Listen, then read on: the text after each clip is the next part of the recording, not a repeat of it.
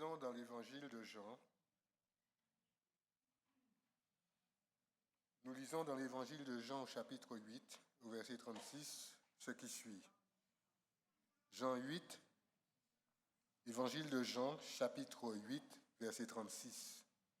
Si donc le Fils vous affranchit, vous serez réellement libre.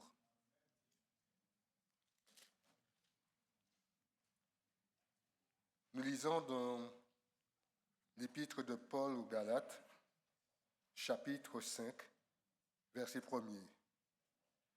C'est pour la liberté que Christ nous a affranchis. Demeurez donc fermes et ne vous laissez pas mettre de nouveau sous le joug de la servitude. Amen.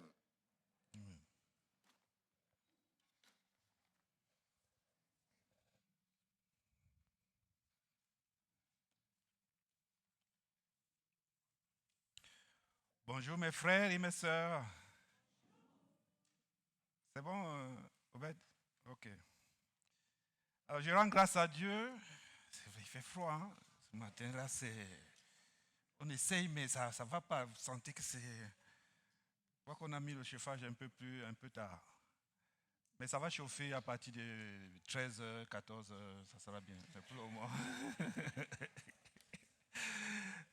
Beaucoup d'entre nous ne seront plus là, mais ça va lentement, mais ça va chauffer. Ok, donc je rends grâce à Dieu pour ce sabbat de plus qu'il nous accorde. Vous savez, il va toujours nous accorder les sabbats. Hein? Donc, les sabbats sont là. Le problème, c'est comment est-ce que nous nous sentons quand nous arrivons devant notre Père, comment nous commençons à la maison, comment nous cheminons avec lui, et qu'est-ce que nous venons même chercher là? Si on vous pose la question en route, mais tu vas chercher quoi? Quelle est la réponse qu'on va donner? Non, je vais rencontrer les amis. Oh, je vais comme si j'étais dans un club, quoi. Je vais voir des gens. Oh, je vais aller à l'église. Est-ce que vous venez vraiment rencontrer Jésus? C'est vrai, quand les gens disent je vais aller à l'église, ils veulent dire je vais aller rencontrer Christ. Mais les gens ont besoin d'entendre là en route, je vais rencontrer Christ. Celui qui m'a sauvé. C'est une grâce que nous avons. Vous ne pouvez pas imaginer la grâce que nous avons, parce que quand vous voyez à quel point les gens sont éloignés de la vérité, alors vous comprenez que c'est une grâce que vous avez. Mais cette grâce-là, il faut vraiment qu'elle soit concrète et qu'elle soit vécue. Alors, aujourd'hui, nous allons parler de liberté. Vous savez, la liberté, c'est un grand mot. Hein? Nous voulons la liberté, nous voulons les pancartes. Facile, hein? Ça s'est passé. D'âge en âge, les peuples ont voulu être libres. Libres. Dès qu'il y a un petit souci de liberté, les gens se lèvent. Pourquoi? Parce que c'est une valeur essentielle pour la vie. En fait, seulement le fait de vivre, nous devons être libres. Mais ça n'a pas toujours été ça. Les gens se sont vus voler leur liberté. Les peuples se sont vus voler leur liberté. Et il y a eu toujours ce genre de tumulte, ce genre de blocage pour l'épanouissement des uns et des autres. Mais il y a aussi quelqu'un qui nous a volé notre liberté. Dieu nous a rendus comment? Il nous a créés comment? Libres. Mais quelqu'un nous a volé cette liberté. Mais il l'a volée de manière très, très, très sournoise. C'est-à-dire qu'il a fait en sorte que nous ayons en nous les chaînes qui nous empêchent d'être libres. Il nous a poussés à pécher. Et parce qu'il nous a poussés à pécher, nous avons hérité en nous des chaînes qui nous empêchent d'être libres. Vous imaginez, si quelqu'un peut vous voler votre liberté d'aller ici, d'aller là, c'est une chose. Il suffit que vous alliez ailleurs. Vous serez libre ailleurs, on est d'accord. On vous empêche d'être libre en France. Si vous allez en Allemagne, vous serez libre, n'est-ce pas? Mais qu'on mette en vous les gènes, qu'on mette dans votre sang un blocage qui nous empêche d'être libres, là, il a fait fort. Et c'est ça le péché. Et il faut que nous en soyons conscients. Que là où nous sommes là même, on n'a pas besoin de nous mettre en prison pour nous dire on nous a enlevé notre liberté. Nous ne sommes pas libres. La situation dans laquelle nous sommes là, c'est une situation, c'est un manque de liberté. Pourquoi? Parce que tout ce que nous pouvons faire de bien n'est pas bon. Tout ce que nous pouvons faire, ça va pas aller. Il y a quelque chose qui nous bloque. Et ce qu'on fait le plus facilement, c'est le mal. Vous savez, je peux faire un effort pour aimer quelqu'un. Mais pour détester la personne, il n'y a pas d'effort à faire. Hein? Ça vient seul. Et je suis ingénieux. Je vais trouver facilement comment être ingénieux pour faire du mal. Pourquoi? Parce que c'est là. Il nous a mis ça là. Et nous devons en être conscients. Si nous ne sommes pas conscients, eh bien, la liberté n'est même pas à côté. Parce qu'il faut vouloir être libre. Et il faut savoir qu'on a déjà des chaînes. Et quand on a des chaînes, on comprend que nous avons besoin d'être libres. Et là, on cherche à être libre. Mais quand on ne sait même pas qu'on est enchaîné, c'est grave.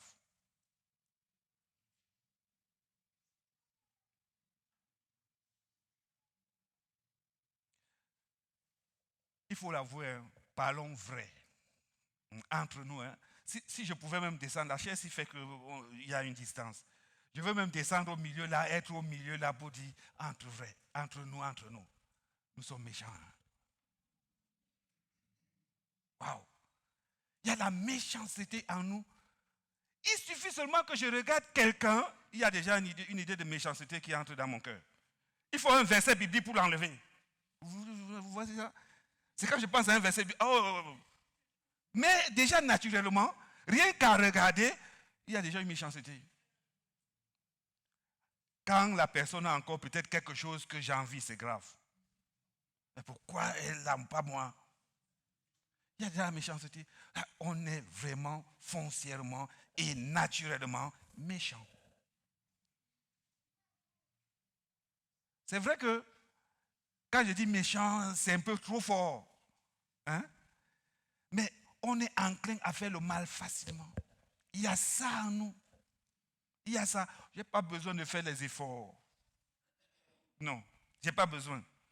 Et 1 Jean, verset 2, verset 16, 1 Jean chapitre 2, verset 16 nous dit la convoitise de la chair, la convoitise des yeux et l'orgueil de la vie. C'est-à-dire, ce sont les maîtres mots qui nous poussent à commettre les dégâts. Quand l'œil a vu, ah non, vous pouvez plus. J'avais un ami avec qui on travaillait ensemble, c'était mon supérieur. Nous avons rendu visite à son papa et son papa lui a donné une enveloppe. J'avais vu l'enveloppe. Mais il me dit que comme j'ai vu l'enveloppe, il est obligé de me donner quelque chose. J'ai dit, mais non, comment?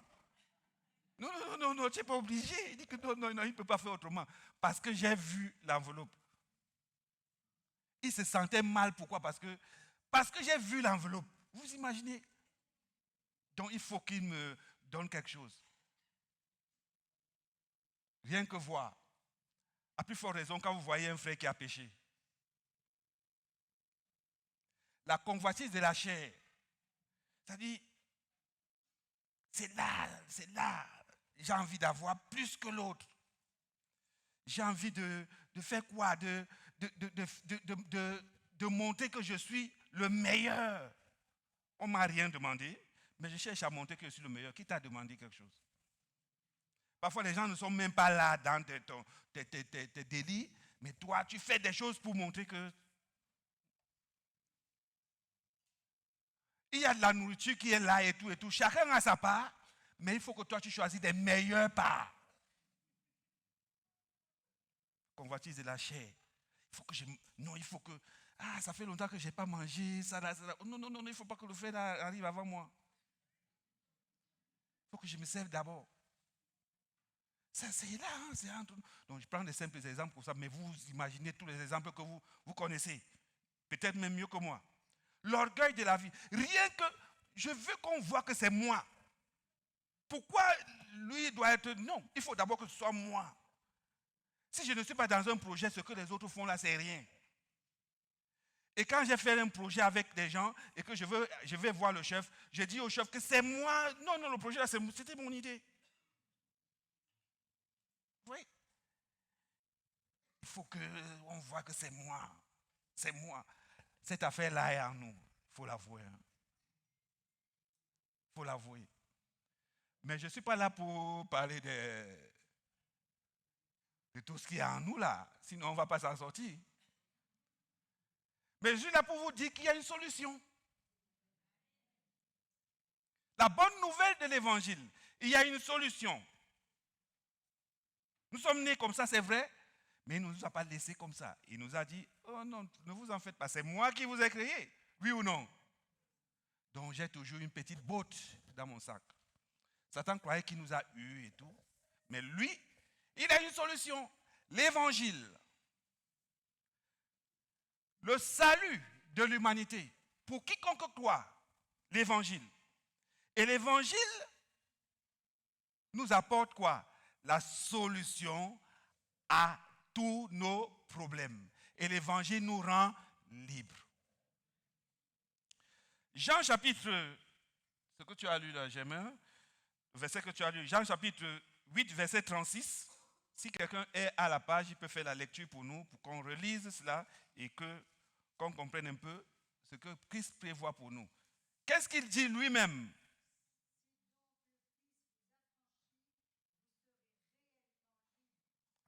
Si donc le Fils vous affranchit, le Fils de Dieu, celui qui est venu mourir pour nous, si lui nous affranchit, nous serons réellement libres.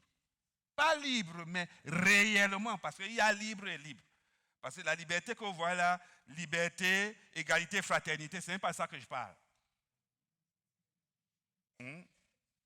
Parce que dans liberté, fraternité, tout ça là, il y a encore l'orgueil de la vie, oui ou non? Il y a encore la convoitise des yeux, oui ou non?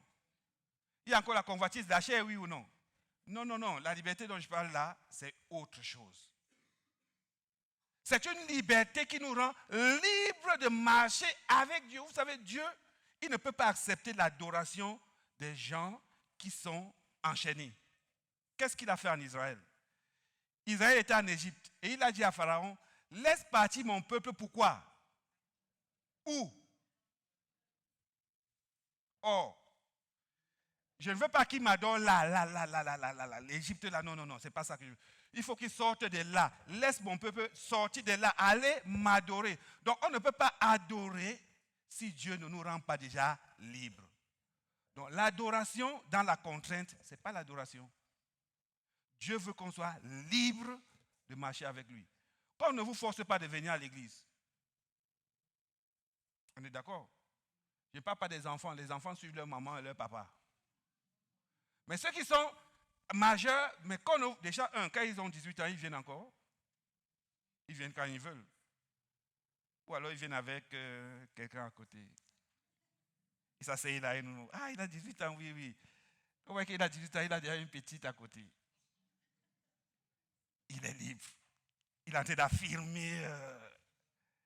Voilà, c'est ça. 18 ans, un jour.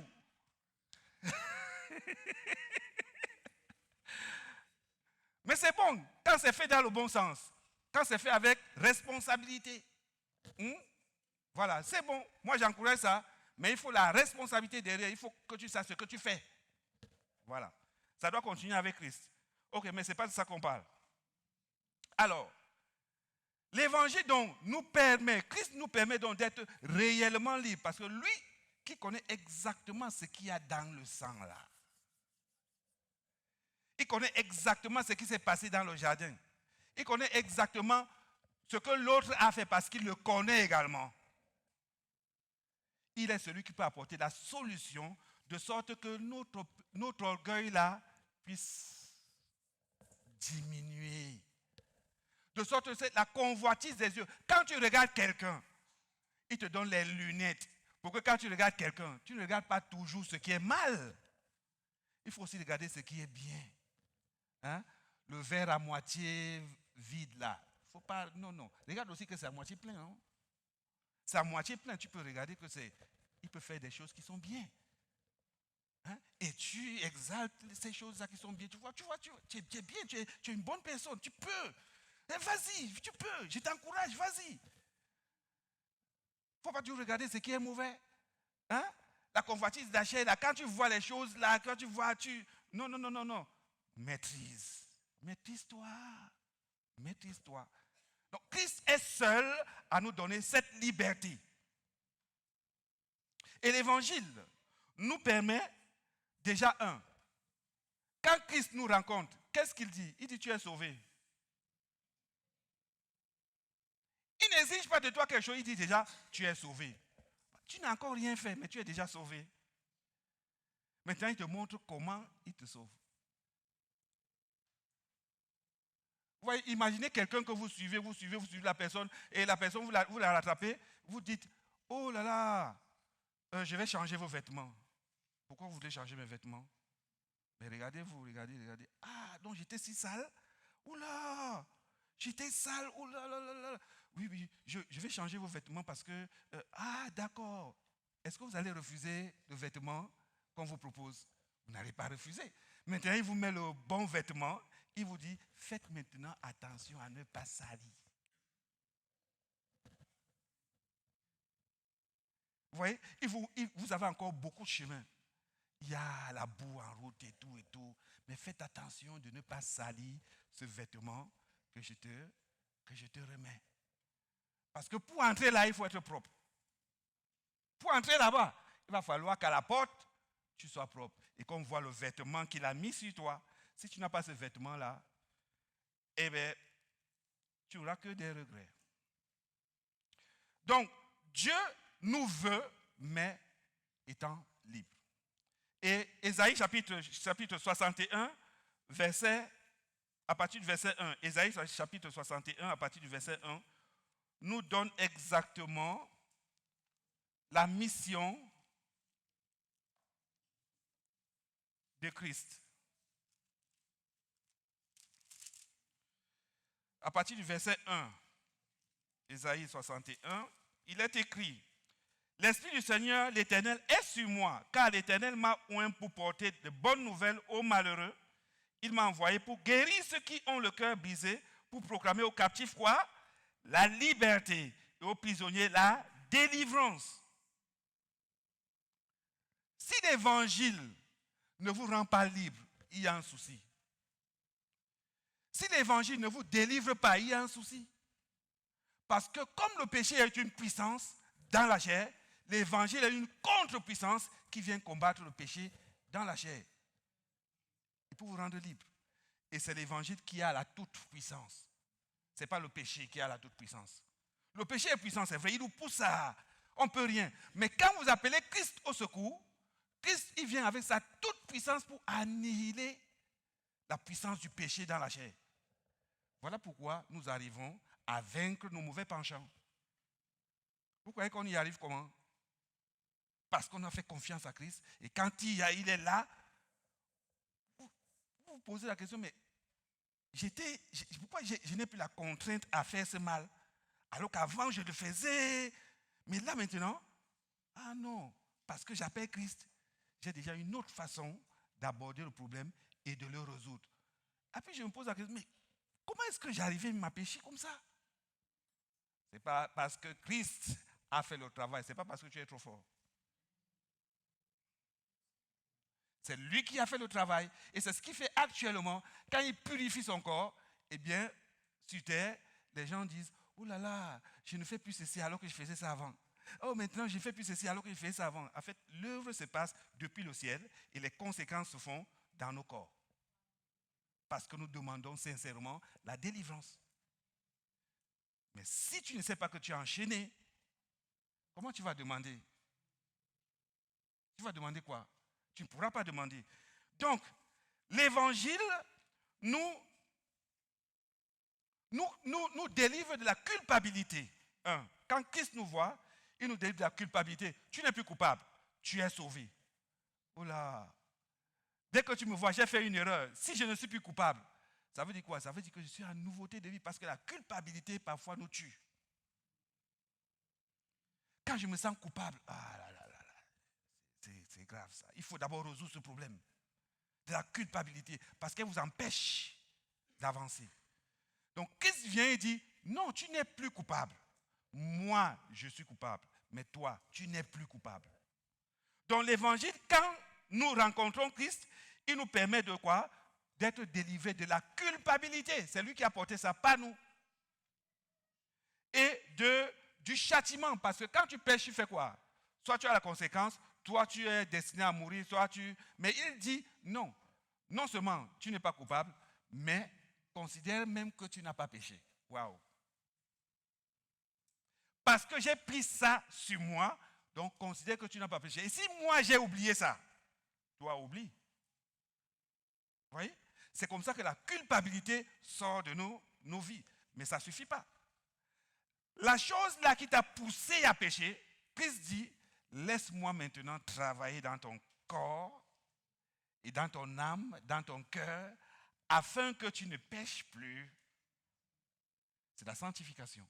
Maintenant, il va enlever cette chose-là qui te pousse souvent à pécher. Voilà pourquoi sa puissance est également pour déraciner ce qui nous pousse au péché. C'est ça l'évangile. C'est ça l'évangile. Donc quand il vient, il nous délivre de la puissance qui nous a poussés à pécher. Donc ça veut dire quoi? Vous savez exactement comment faire pour ne plus pécher. Vous l'appelez au secours, vous travaillez avec lui. Venez et plaidons. Si le péché là est noir comme le cramoisi, il deviendra comment? Oui. Et après, qu'est-ce que l'évangile fait? L'évangile nous promet que quand Christ revient, vous n'entendrez plus jamais parler du péché. La présence du péché, il n'y aura plus. Là, ce sera qu'un lointain souvenir, parce que nous serons dans des corps glorieux qui nous permettront de ne même plus penser qu'un jour nous avons péché. Vous voyez ça? Donc nous serons dans une situation autre que celle dans laquelle nous sommes maintenant. Je suis d'accord avec vous que on n'arrive pas encore à saisir ce que c'est. Mais il nous promet qu'il changera nos corps. Pourquoi est-ce que je vous parle de liberté aujourd'hui, de cette liberté-là? Pourquoi? Parce que on peut vivre des années et des années et on croit toujours que c'est tout simplement le fait que je déteste quelqu'un qui peut me pousser à être un pécheur et ne pas être libre parce que... Mais, je vous assure, il y a des péchés encore dans nos familles plus pointus, imperceptibles, mais qui restent des années et des années là. Les blessures du passé. Nous avons grandi avec des blessures. Nous avons grandi avec... Et nous sommes là, avec ces blessures-là, nous nous posons pas la question de savoir comment est-ce qu'on doit en guérir.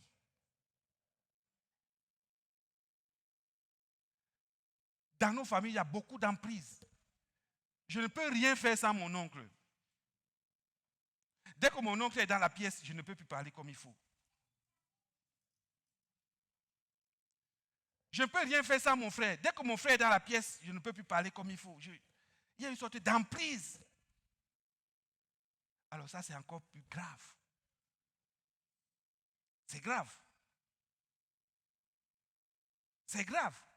Et nous avons besoin également d'être libres de ça. Je vais vous donner des exemples de Christ. On va prendre Christ comme exemple. Jésus qui avait 12 ans, qu'est-ce qu'il a fait? À 12 ans. Quelle est la déclaration qu'il a faite qui jusqu'à maintenant choque les parents? Mais c'était un reproche. Hein? En fait, il y a dans ça le reproche fait aux parents. Donc vous voyez un parent normal, je n'ai pas vu mon enfant 3 jours. Je m'inquiète quand même. Hein? Si je ne m'inquiète pas, vous allez considérer que je suis irresponsable quand même. Où est ton enfant? Ça fait 3 jours que je ne l'ai pas vu. Tu n'as pas vu point bas. Ah ben tu n'as rien fait pour le... Et la personne va vous regarder comme ça, dire, mais il y a quelque chose qui tourne par rond. 3 jours, ils ont cherché l'enfant. Il vient trouver l'enfant au temple. À 12 ans, le gars, il est déjà déterminé et libre de dire à ses parents, mais normalement, vous savez, vous êtes censé savoir que je m'occupe des affaires de mon père. Joseph est là, c'est son père. Hein? Mais Joseph sait qu'il a une mission. Marie sait qu'il a une mission. Mais ils ont perdu de vue qu'à 12 ans déjà, c'est l'âge de commencer à se déterminer. Pour lui. Moi, parfois, quand je lis ça, je me dis, oh, c'est trop tôt, ça, de dire ça aux parents, quand même. Mais là, le gars, il prend sa liberté déjà à 12 ans. Il sait déjà quelle est sa mission à 12 ans. Libre de faire les affaires de son père. Libre. Donc, il pouvait même déjà découcher. Donc, les mois qui suivaient là, vous croyez que si on ne le trouvait pas une semaine, on devait encore poser des questions? On devait seulement lui dire, bon, quand tu pars là, il faut quand même nous dire. Informe-nous.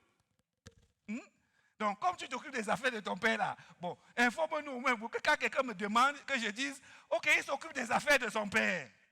Il est à Béthanie. Il est à Capharnaüm. Il est en train de s'occuper des affaires de son père. Vous voyez, c'est ça que ça veut dire. Mais le plus important, c'est quoi? C'est que pour la mission, il pouvait dire ça à ses parents. Un autre exemple, les noces de Cana. Qu'est-ce que Jésus dit à sa maman? Ah, vous avez dit quoi? Ça commence par quoi? Femme. Femme, ce n'est pas maman. Pourtant, c'est sa maman. Mais il dit quoi? Femme. Attention, c'est Jésus qui parle. Hein? C'est Jésus qui parle. Mais il dit femme. Il y a un enseignement là. Quand il s'agit de changer de l'eau en vin, ce n'est pas Jésus qui est ton fils de la maison là. Tu es en train de parler au Fils de Dieu qui est venu sauver l'humanité et qui a une mission particulière. Femme, qu'y a-t-il entre toi et moi? Waouh, un fils qui dit ça à son père, à sa maman. Il ne dit pas, oh ben maman.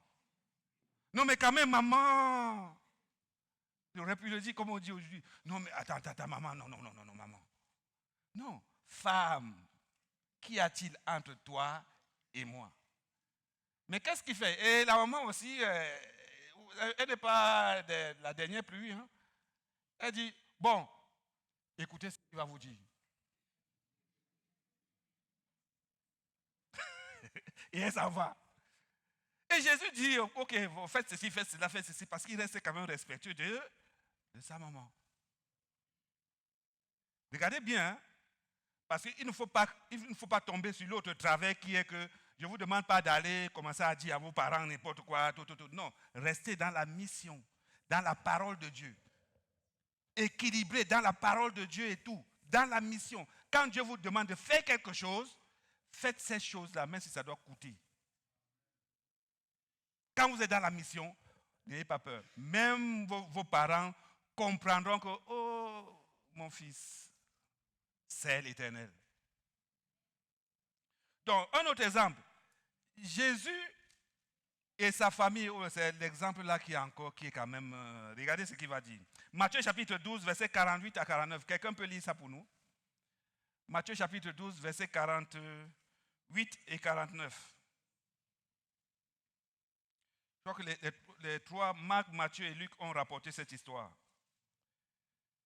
12, 48 à 49.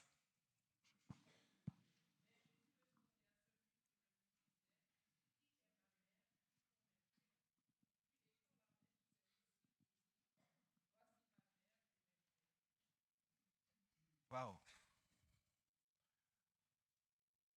J'ai même la difficulté à commenter ça. Qui sont ma mère, qui sont mes frères? Ma mère et mes frères sont... En fait, Jésus, dans cette histoire-là, il a démontré que, en fait, quand nous naissons dans nos familles-là, nous naissons pour le salut. Nous ne naissons pas pour nos familles. Et que la famille de Christ, la famille à laquelle il nous appelle, est plus importante que notre famille. C'est la Bible. Hein? Et si nous marchons avec lui, comme il demande de marcher avec lui, qui sera le premier bénéficiaire? C'est notre petite famille là. Il ne dit pas qu'il faut la négliger. Mais il est en train de dire que la priorité, c'est la mission. Donc tu sens, le Seigneur te pousse à faire quelque chose, mais il y a des blocages dans ta famille. Tu fais quoi? Tu fais ce que? À haute voix. Tu fais ce que le Seigneur te demande de faire. Ah. Ce sont les choses qui arrivent. Nous sommes dans des familles, des choses qui arrivent, mais parce que des blocs, parce que on se laisse aller alors qu'on a une mission à accomplir. Alors que l'Éternel nous appelle à quelque chose. Alors que l'Éternel nous parle. Parfois même nous éteignons la petite voix qui nous parle. Quel que soit ce que nous sommes, qui nous sommes, nous avons une mission sur cette terre. Cherchez-la, demandez-la, interrogez le Seigneur pour la mission que vous avez sur cette terre. On ne vient pas sur cette terre au hasard. Il n'a pas choisi nos familles au hasard. Il nous a mis là. Et il y a quelqu'un qui m'a demandé si on te proposait quelle est la race ou bien le pays où tu veux naître. Si on te demandait ça avant. C'est vrai, je lui ai dit non. C'est là où je suis né là. Là, je lui ai dit ça parce qu'il était déjà chrétien. Hein. Mais quand je n'étais pas chrétien, c'était les autres pays en dehors de mon pays. Vous voyez? Mais là, étant chrétien, l'Éternel m'a permis de comprendre que ce n'est pas un hasard que je sois né dans la famille dans laquelle je suis. Que personne ne vienne vous dire que c'était mieux que vous soyez russe. Ça aurait été mieux si vous êtes russe aujourd'hui, c'est pas... Oui. Hein? C'est pas... Parce que c'est la faute à Vladimir Poutine, même quand les céréales... même si le voisin vous taquine, c'est la faute à Vladimir Poutine. Donc les Russes aujourd'hui, ce n'est pas vraiment ça. Donc, vous voyez, donc aujourd'hui, si on vous demande qui vous êtes, d'où vous venez, et vous ne devez pas avoir peur. Dieu vous a permis que vous soyez dans cette famille-là pour le salut. C'est dans cette famille-là parce que, regardez un peu, on va un peu entrer dans un peu de biologie. Quand vous naissez, vous savez quelle est la course qu'il y a eu? Quand vous êtes conçu, parce que quand vous naissez, c'est déjà 9 mois après. Mais quand vous êtes conçu, vous vous imaginez pas la course qu'il y a eu. Des millions et des millions de spermatozoïdes qui doivent gagner le prix. Et il n'y a qu'un seul prix. Bon, c'est rare quand les deux entrent. Et que ça fait des jumeaux. Hein? C'est rare. Mais vous êtes celui que Dieu a choisi parmi les millions. Vous voyez la course qu'il y a eu. Même si vous êtes tombé, vous êtes derrière là-bas, vous allez traverser tout le monde pour arriver là-bas le premier. Quand vous arrivez avec le premier, vous entrez et c'est fini. La porte est fermée. Donc vous êtes le champion. Donc quand vous naissez là, vous êtes déjà un champion. Déjà un champion. Et vous croyez que Dieu vous a choisi au hasard? Non. On ne vient pas au monde au hasard. On est déjà champion. Alors, restons champions. Restons champions. Et Dieu nous demande de rester champions.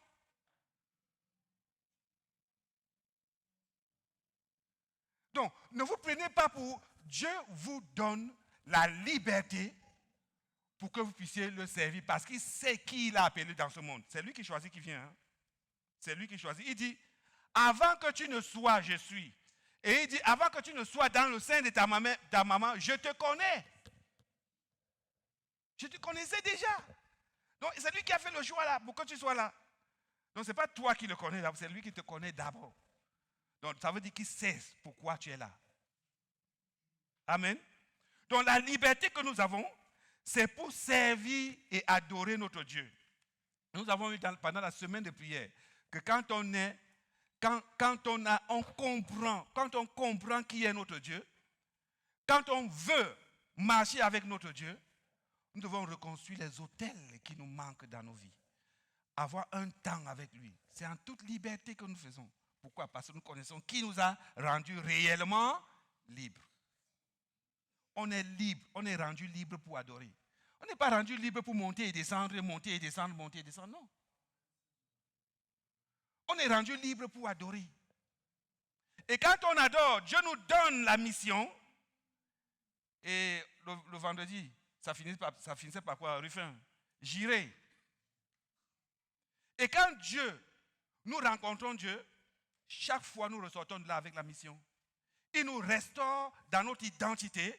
Et automatiquement, notre identité, c'est quoi? C'est l'identité de missionnaire. Nous devons dire aux autres qui il est, ce qu'il a fait. Tout ça, c'est dans la liberté.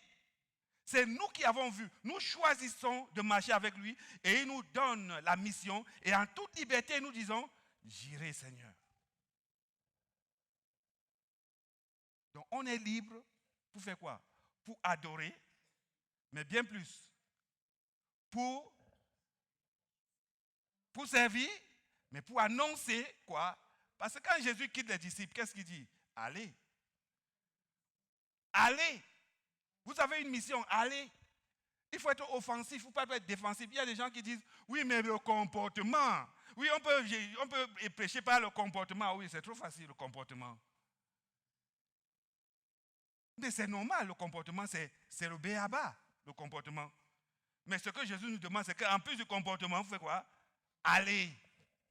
Sois offensif. Quand tu arrives dans un bureau, n'importe où, tu es là, demande à Dieu, Seigneur, je n'ai pas quelque chose à faire ici. Est-ce que je n'ai pas quelque chose à faire ici? Ah oui, tu as quelque chose à faire. Et il va vous montrer ce qu'il faut faire. Donc, quand vous êtes dans cette mouvance-là, vous n'allez pas. Comment vous allez penser à faire du mal aux gens? Comment vous allez penser à imaginer d'autres choses alors que vous êtes dans la mission? Il n'y a pas. Il vous donne la mission, il vous qualifie pour la mission. Tout le temps où vous êtes là avec lui, c'est pour penser au gain des âmes. Les âmes meurent. Pensez aux âmes qui se perdent. À votre ami qui est là. Vous ne savez pas pourquoi il est là. Vous ne savez pas pourquoi vous avez seulement fait 1 mois dans cette entreprise. Vous ne savez pas pourquoi vous êtes là pour 2 ans dans cette entreprise-là.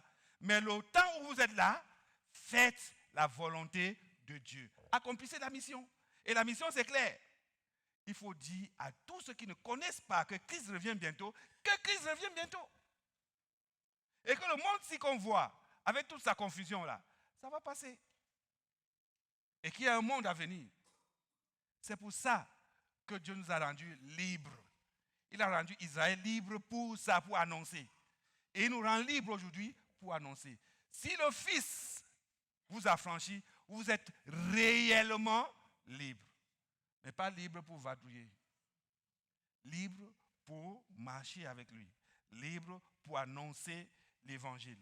Libre pour l'annoncer de manière dans nos familles, dans nos quartiers, et quel que soit l'endroit où nous allons, nous avons de l'évangile à annoncer. Alors, est-ce que c'est un message difficile à écouter? Est-ce que c'est un message difficile à mettre en pratique? Difficile à mettre en pratique, j'ai vu un oui là-bas. Hein, pourquoi, ma soeur?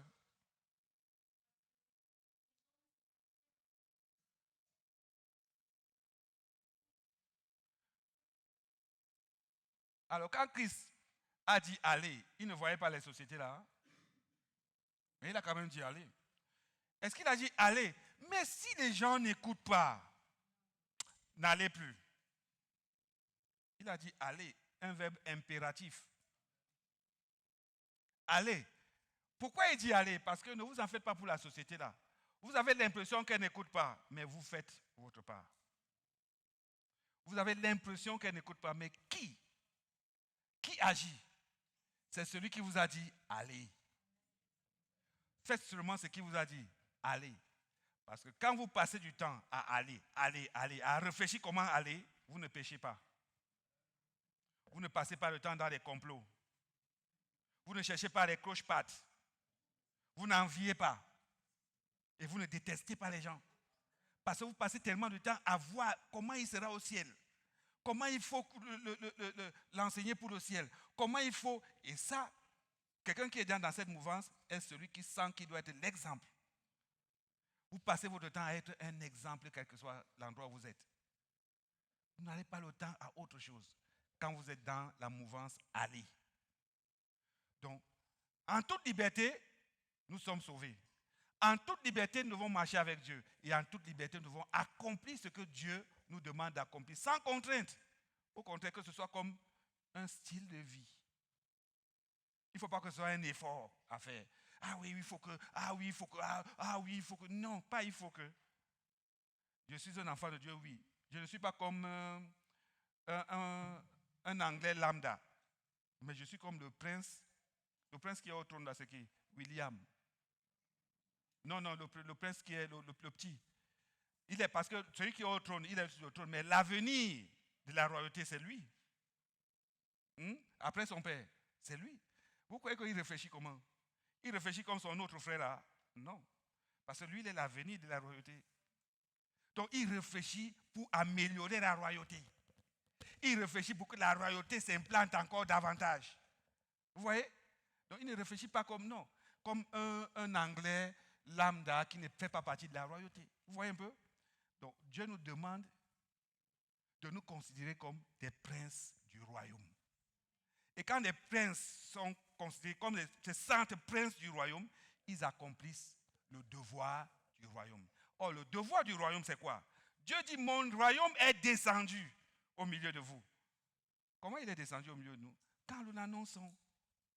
Il faut l'annoncer. Il faut étendre le royaume. Il faut l'étendre pour que beaucoup entrent, parce qu'il y a beaucoup à manger dans le royaume. Beaucoup à manger. Et ne vous en faites pas. Si vous distribuez ce qu'il y a à manger, il y en aura encore plus. Donc, ce n'est pas quelque chose qu'on distribue et ça diminue. Au contraire, quand on distribue, ça augmente. Amen. Les couronnes augmentent. Plus vous parlez, plus vous augmentez le nombre de couronnes. Vous voyez? Donc, quand Dieu dit allez, ne vous en faites pas, la société, c'est Dieu qui la gère. L'Éternel est avec nous et c'est lui qui nous demande d'aller. La liberté en Christ, c'est comme ça qu'il faut qu'on la vive. En toute liberté, que l'Éternel nous bénisse. Amen.